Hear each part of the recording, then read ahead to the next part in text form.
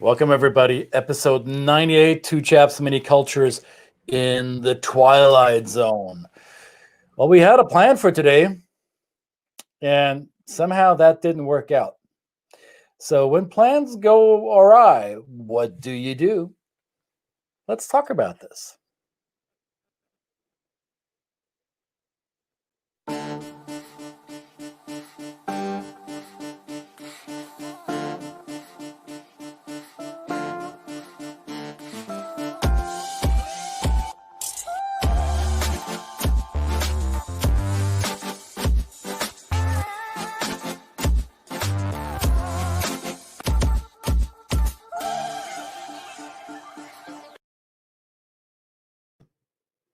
Hey, everybody. This is the Two Chaps, and this is Two Chaps and Many Cultures on a Wednesday. Well, it's evening in our world. No matter where you are in the world, it may be just the start of the day, and you may have plans for this day, and you'll have the best intentions to follow through on your goals and your well-defined, well-formed outcomes.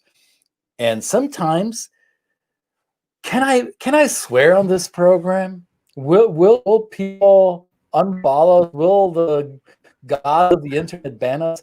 Sometimes the shit hits the fan, and none of our plans work out. So what do we do? Brett, what plans didn't work out for you today? You had something come up for you. Oh, flat tires, delays, missed appointments, got to go back and do stuff again. No, it's pretty much run of the mill. But in these times where we have to adapt, and we're all having to adapt, we're all having to, we've all had our plans change. It might be worth reflecting on how we handle that through both our emotional, physical, and spiritual response. Wouldn't you say? I would agree with you because there are so many Walter 2's motivational quotes that many of you may have heard, read, or seen somewhere before. Life is 90% what happens to you and 10% how you respond, or whatever the percentage is. All fine and dandy. What all these axioms, what all these belief systems and sentences are trying to explain or express is we as humans have a choice. Unlike many other living beings on this beautiful planet, we as humans can decide how we want to respond to what happens to us. And a lot of the things that happen in our lives are outside of our personal control. It's outside of the locus of control, as we say in behavioral training and communication training. However, we have a choice how we want to respond to it. So if things go sideways, if your plans don't pan out, if you got a flat tire, and I still haven't heard the full story around this. I want to find out, did you inflict it upon yourself, or was there outside influence that caused this? I'm curious, Brett. But no matter what happens, what derails our plans, we have it in ourselves. We have a choice how we want to respond to it. Do we play victim? Do we make it about ourselves? Oh, why is this happening to me all the time? Oh, poor me. Look at me. I have these circumstances in my way. I can't follow through. Well, you have the choice to do that, or you can choose to say, well, this is the cards that are being dealt. This is outside of my control. What's the best I can do given the resources I have available right now? Absolutely. And there's not much of a story. Flat tires are what they are. These are things that come along in life. And I do live in Chicago. This is a place where there is a constant battle between the public, Joe Public, regular Joe Public, and what causes flat tires in these on the streets and the wonderful byways of Chicago. That being aside, yes, I could blame that. I could blame outside influences. Maybe I didn't check things before I took off. But at the end of the day, it's a good lesson in basically just taking stock and saying, you know what? It is what it is, and I'm going to have to deal with it. I mean, I can't drive with the damn thing, so so I've got to make sure I plan for it, but I get around it. But I think it's Yeah, that whatever that quote is, you're right. There are things, especially in the intercultural realm, where you're going to come across things because you're not anticipating what the differences and the changes might inflict on your best laid plans as an international business person of repute, right? Good repute. Then you're going to need to come up with a plan. And so many times it's just maybe looking at how you've responded to things in the past, be anticipatory of the possible things that might, as best you can, but then realize that a lot of this stuff is out of your control. And at the end of the day, I will push back a little bit about, are we the only species that is able to do this? I heard the other day that otters actually have a social learning ability. Do you know that? Look at that. I did not know that. See? And it is. See, otters have a social learning ability. Now, I think we've already known this about bees and ants and stuff like that. But when it comes to utterly fascinating. Utterly fascinating, right? But it was about where they find wood for, they're building whatever their little houses are and that kind of thing. They pass these things on. Anyway, I'm getting off the track. I'm sure in just the like your plans got off the track today. I'm sure in the otter world, the river doesn't flow the same way as the previous otter told you it was flowing. So you could go back to that place where that otter told you where the best wood was, and it's gone. And then, what do? Do you go up? Do you go back to your otter buddy and beat him up? Or I think this frustration with plans that go sideways, to a certain degree, it has to do with our cultural predisposition. So if we come from cultures that have a tendency to plan ahead, to have systems and structures in our lives, and that aim for predictability, if not certainty, for those of us who come from cultural backgrounds that value these things, the deviation from that plan or the disruption, outside influence, will shake our system. It will really rattle our core. If we come from cultures that do not place so much emphasis on eliminating uncertainties, that do not place much emphasis on future casting and planning and structuring, and are traditionally okay with ambiguity and letting things appear as they do, those cultures may not have it. They may not be emotionally affected as much. And I come from a culture that was heavily influenced by European and Christian values. And it wasn't until I discovered some of the Eastern philosophies, Eastern as in Asian philosophies, Buddhism, Hinduism, Shintoism, Taoism, that seem to have in common this idea of your personal discomfort, your unhappiness, your frustration is connected to your inability to let go of your expectations. So I'm paraphrasing Buddha. The root cause of our human suffering is our holding on to, clawing to our expectations.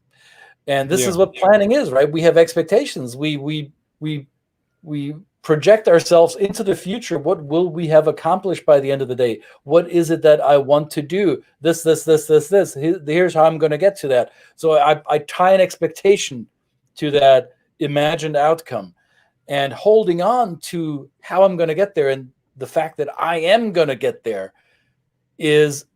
can be a reason for frustration if that doesn't happen, right? Yeah, absolutely.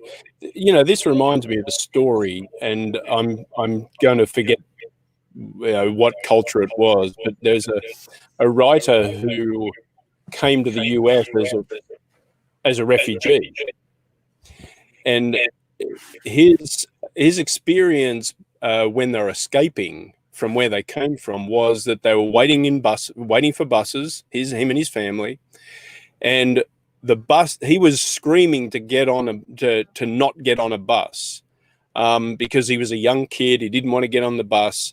His parents decided not to get on the bus and wait for the next one just because they wanted to placate him.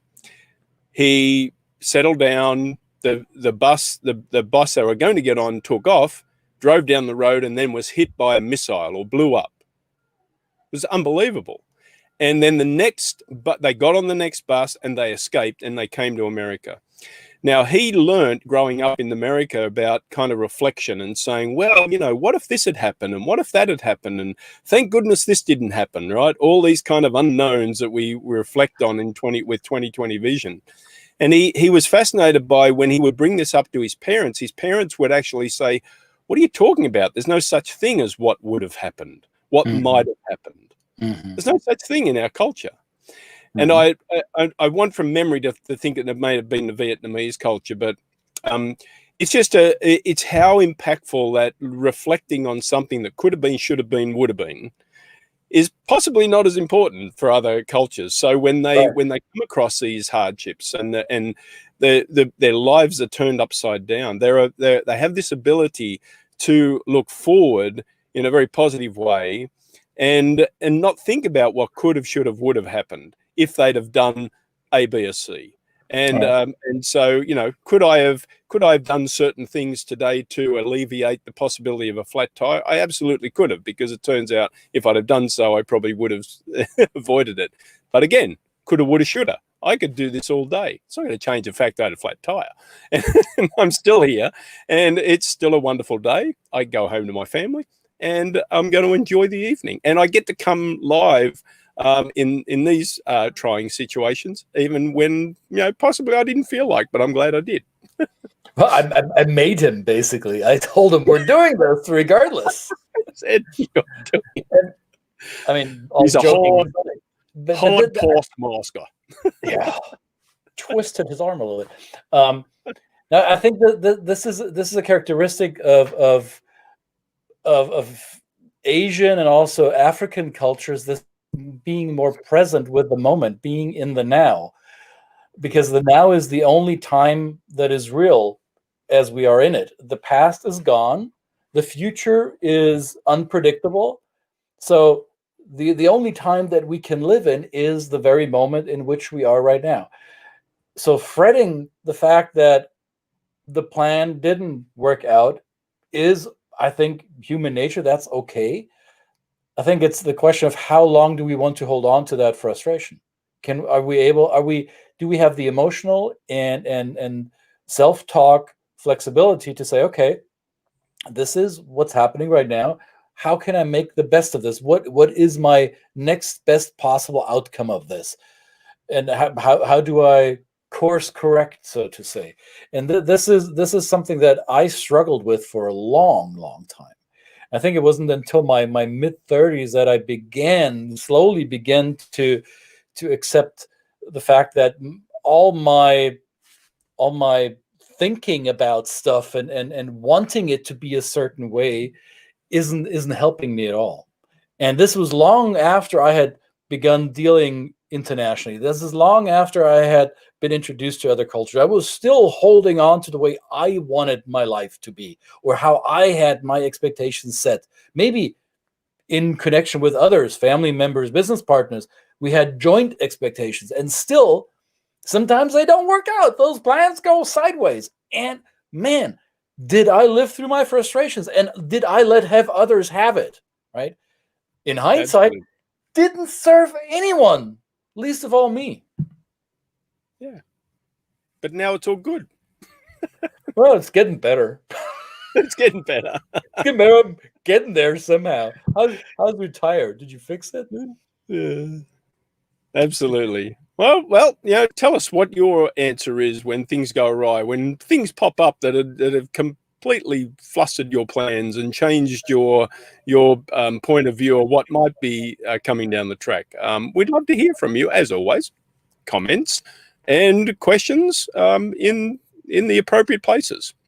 And likes and hearts and applause buttons and whatever buttons you find. Absolutely. And we'll be back tomorrow. This is episode 98, getting very close to that big number, which, we're putting the plans in place. Should we just let it go past? Like, it's just something, I don't know. Maybe we'll plan for it. Maybe we will. Maybe something will just turn up. We'll see. The way we are with our plans, we'll see. Absolutely. Your tire is fixed. The vehicle is drivable. We're all good. We're back on the road. No problem. Look at that. Elbow is healing. You didn't see this. Absolutely.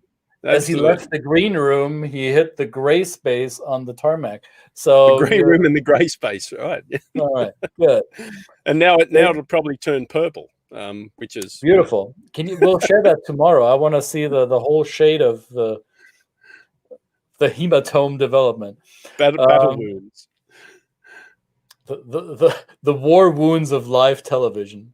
Absolutely. Yeah. This was episode 98, Two Chaps of Many Cultures. Let us know where you're dialing in from. Let us know how you like this stuff. We've been around the block for a little bit, so now bring it on. Let us have it. Give us feedback. Tell us if you like it. Tell us if you don't. Let us know who you would like to see on this program. Engage with us, share your experiences with us, and most of all, don't be a stranger, because we'll be back tomorrow at a time we will announce whenever we know it, when the plan has evolved far enough. Absolutely. Y'all have a good day now. Bye. Bye.